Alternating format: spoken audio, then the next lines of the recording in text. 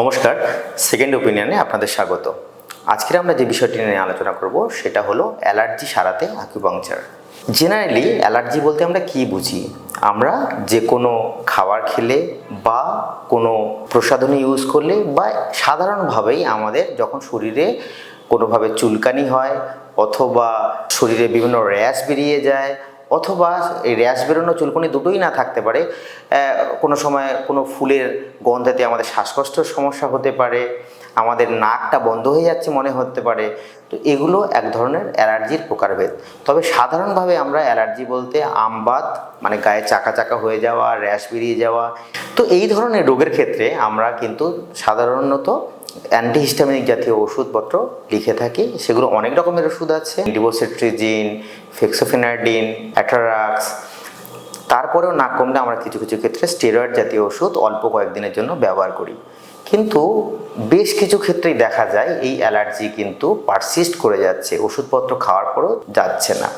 তো স্বাভাবিকভাবে যদি সামান্য কোনো কারণে অ্যালার্জি হলো, তাতে ওষুধ খেয়ে চলে গেল, তাহলে ঠিক আছে। কিন্তু যাদের লং টাইম ধরে অ্যালার্জি আছে, 10 বছর, 15 বছর, 20 বছর, আমরা দিনে 3টে 4টে করে ওষুধ বিভিন্ন রকম পারমুটেশন কম্বিনেশন করে ওষুধপত্র খেয়েও ভালো থাকছি না।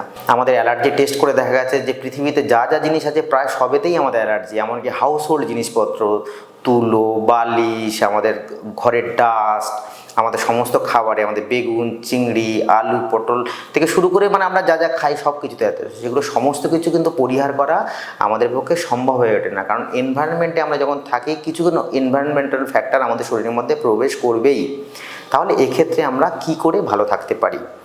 মোস্ট মডার্ন ট্রিটমেন্ট হিসাবে আমাদের অ্যালার্জি শর্টস বলে একটি জিনিস দেওয়া হয়, যে ক্ষেত্রে আমাদের অ্যালার্জির টেস্ট করে যেগুলোতে আমাদের অ্যালার্জি সেগুলোকেই আমরা অ্যান্টিজেন হিসাবে শরীরে অল্প মাত্রায় প্রবেশ করাই এবং সেগুলো আস্তে আস্তে বাড়তে থাকি। তার ফলে শরীরে তার বিরুদ্ধে অ্যান্টিবডি প্রডিউস হয় এবং তার ফলে অ্যালার্জিগুলি আস্তে আস্তে ঠিক হয়। কিন্তু এটাও অনেক ক্ষেত্রে 3 থেকে 5 বছরের একটি চিকিৎসা। বেশ কিছু ক্ষেত্রে এগুলো সাকসেসফুলি হয়, আবার কিছু ক্ষেত্রে এগুলো সাকসেস কম হয়। কিন্তু এটারও ওই একই সমস্যা, এটা বেশ কস্টলি থেরাপি, এটাকে কিন্তু অনেক দিন ধরে চালাতে হয়। সেক্ষেত্রে অ্যাকুপাংচার কিন্তু একটা বেশ ভালো রকম অল্টারনেটিভ। এক্ষেত্রে 3 থেকে 6 মাসের যদি আমরা, যেহেতু পুরনো পেশেন্ট যদি হয়, 3 থেকে 6 মাসের যদি আমরা একটি কোর্স করি, কোর্স করা মানে সেক্ষেত্রে সপ্তাহে 2 থেকে 3টি করে যদি থেরাপি আমরা নিতে পারি, তাহলে কিন্তু অ্যাকুপাংচার করে দেখা গেছে অ্যালার্জি বেশ ভালো রকমভাবে আমাদের কমে যায়। এবং এটা একটা সুবিধা হচ্ছে অ্যালার্জিটার ফিরেও আসে না।